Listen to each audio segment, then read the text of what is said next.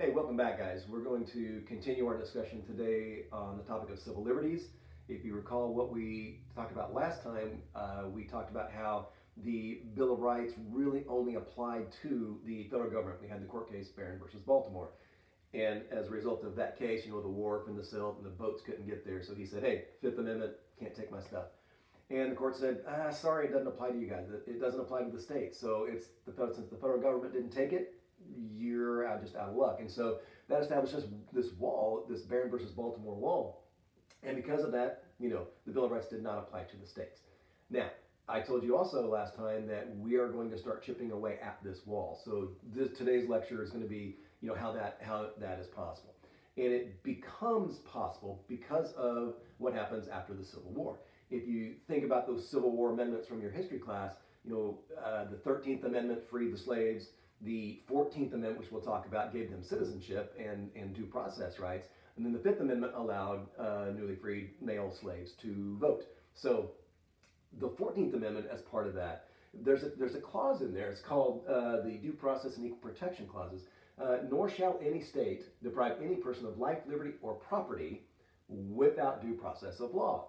Nor shall any state deny any person within its jurisdiction the equal protection of the law. So in the 1870s, when these start to be put into full effect, it opens up this idea that nobody can be denied due process. So that's what we're going to talk about today.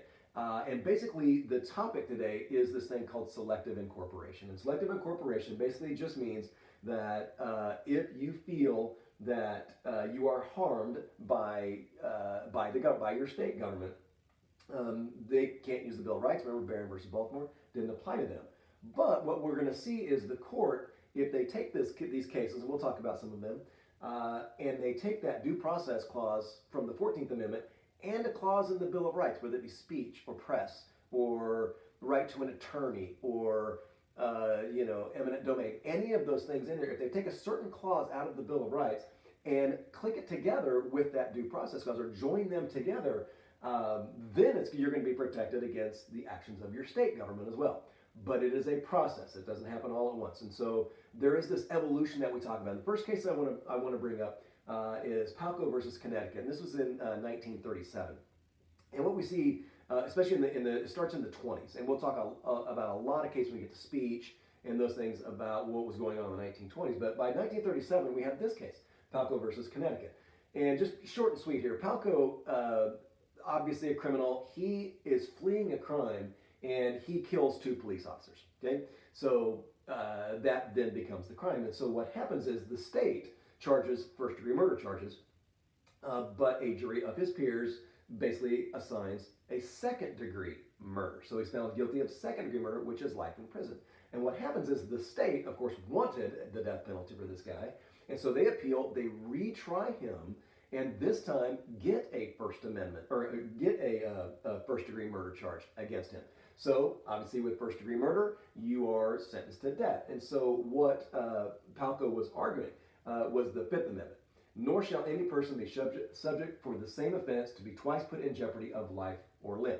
Fifth Amendment. He was asking the court to click together the due process clause of the 14th Amendment with the double jeopardy clause in the Fifth Amendment and overturn that case. Now, he's going to look at this and say, the reason it's violating double jeopardy is because they tried me again just to get a different punishment. So he wants the Supreme Court to look at this. And so they do, and he loses. Okay, so hold on that thought for just a second. He loses this case, which means this doesn't apply, right?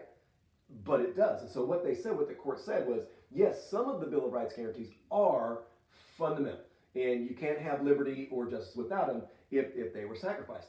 But not in this case. Okay, so they're guaranteed and they're important, but Palco, they don't apply to him because of what he did, and so he is going to be executed by electrocution in 1938. Now, I mentioned this case is overturned in Benton versus Maryland in 1969, but the key to this basically is, but he lost, Mr. Teller. Why? How is this selective incorporation?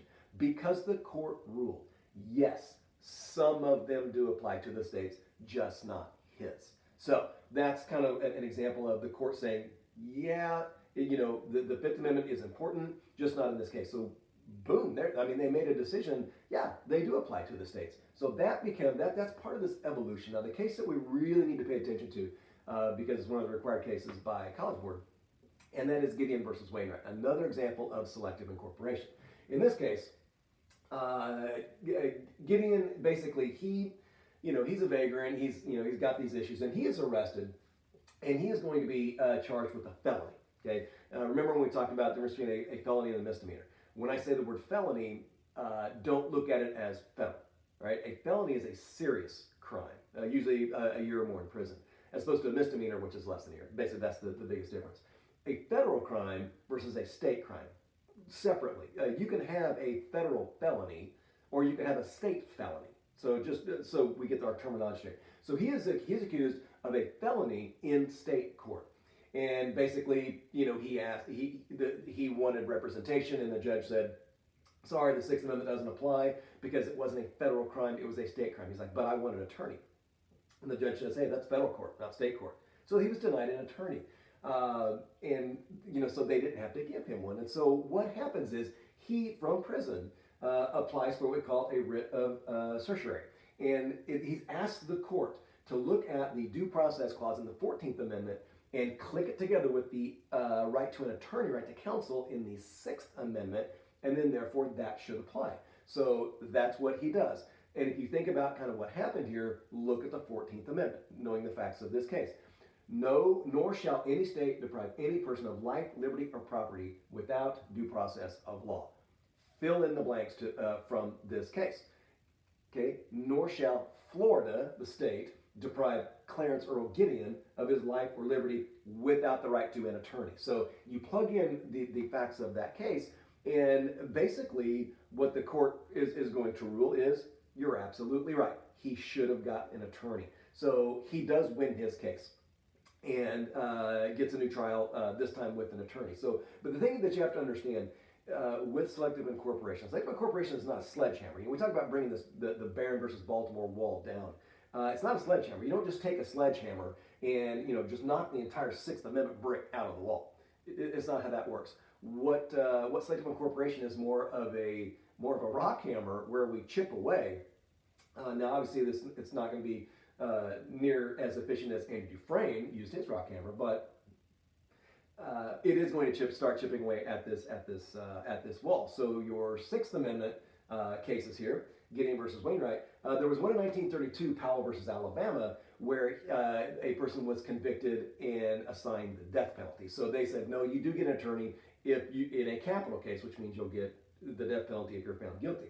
Then 1963, right to counsel in a felony case. And so from 1932 to 1972, there were 8 different court cases that went through the Supreme Court where they chipped away at the Sixth Amendment. So case by case by case by case, and they just slowly chip away at all those little clauses in the amendments. This happens to be the Sixth Amendment. So looking back at this, this light, does it shine on me and my state? Does the Bill of Rights protect me from the actions of my state government? Remember, Bill of Rights did not apply, Barron versus Baltimore, so no, it does not. But once the 14th Amendment is passed, this idea of due process, nor shall any state deny any person of life or property without due process. Once that happens, once the 14th Amendment is added and people start using that in their court cases, now I'm protected against the actions of my state government by part of the First Amendment. And then basically through selective incorporation, on a case-by-case basis, over time, I am protected by nearly all of the Bill of Rights against actions of my state government as well. So now the light shines through the due process lens to make these apply to the state governments as well. So, question, does the Barron Wall still stand? Not like it was. I mean, there are some aspects that have not been incorporated in. I don't think the Third Amendment's been incorporated in. The Bill of Rights, not completely, but for the most part, yes. And so if we're looking at this, we talk about Gideon versus Wainwright. Gitlow versus New York, we're going to talk about that in the freedom of speech section of this. The First Amendment freedom of speech isn't applied. Press in Muir versus Minnesota. Privacy, Griswold versus Connecticut. Mapp versus Ohio, Social Cedar. So all of these things, and of course, Second Amendment that we talked about, McDonald versus Chicago.